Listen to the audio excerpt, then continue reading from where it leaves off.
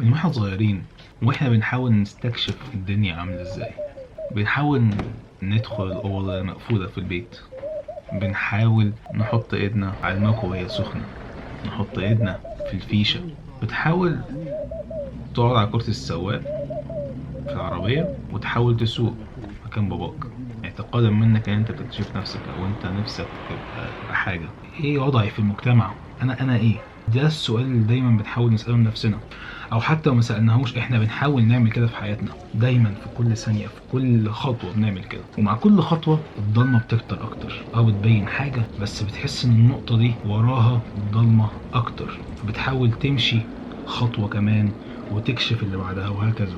كأنك عندك خريطة سوداء وكل خطوة بتمشيها بتبدأ تنور حتة حتة، بس كل ما تمشي أكتر تحس إن الخريطة دي قد إيه هي كبيرة فعلا قدامك.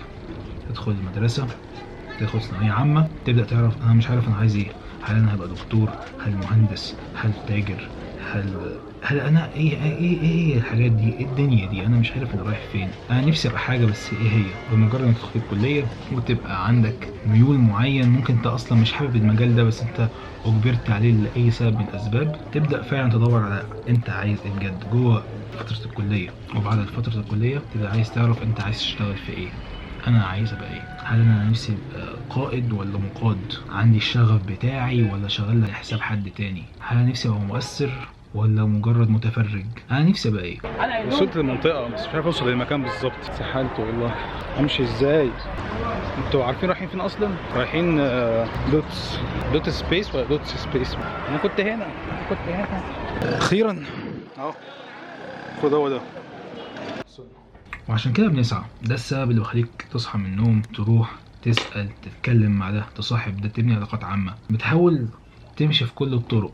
واحيانا بتحس ان الطريق زحمه بس في الحقيقه هو فاضي. دي الحقيقه ان ممكن تلاقي مش كتير بيسعوا، انت وكم واحد بس اللي بتسعوا. دي حقيقه بس انت مش واخد بالك منها، ولو خدت بالك منها بتديك امل اكبر ان الطريق يلا دوس اجري. مين بيزحمك في الموضوع؟ فعشان كده انا بسعى، بحاول اعرف انا عايز ابقى ايه، واروح اقابل ناس حققت بعض الانجازات، ناس صحابي ليهم خلفيه معينه، بحاول اتكلم معاهم، بحاول اعرف هم بيفكروا ازاي.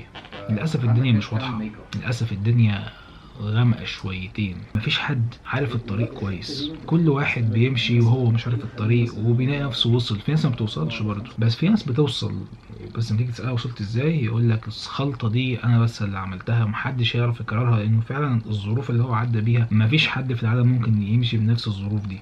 ظروف عائلية وظروف مادية نفسية وأخلاقية وظروف شخصية، حتى مواهبه غير مواهبك، طريقة تفكيره غير طريقة تفكيرك، الناس اللي حواليه غير الناس اللي حواليك. فعشان كده مفيش خلطة سرية للنجاح، بس في عوامل. فانت بتحاول تقرا وتبحث الناس اللي نجحوا والناس اللي غيروا العالم عملوا ايه. ده مقر استبرق في لوتس. حلو لوتس، يعني الديزاين عجبني. اكتر حاجة عجباني اللمبة اللي فوق دي، او اللمض اللي بالحبل. بص حلو ازاي.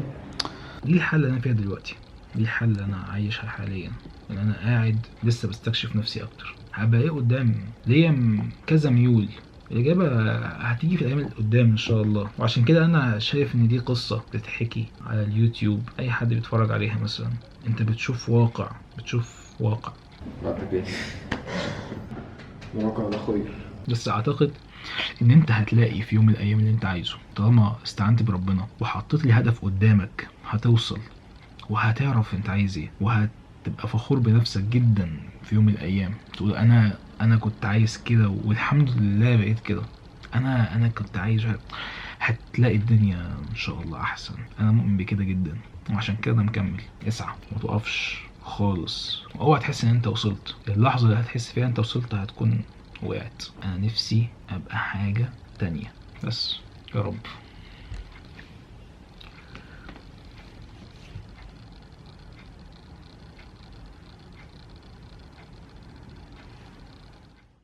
كويس. حلو. كويس.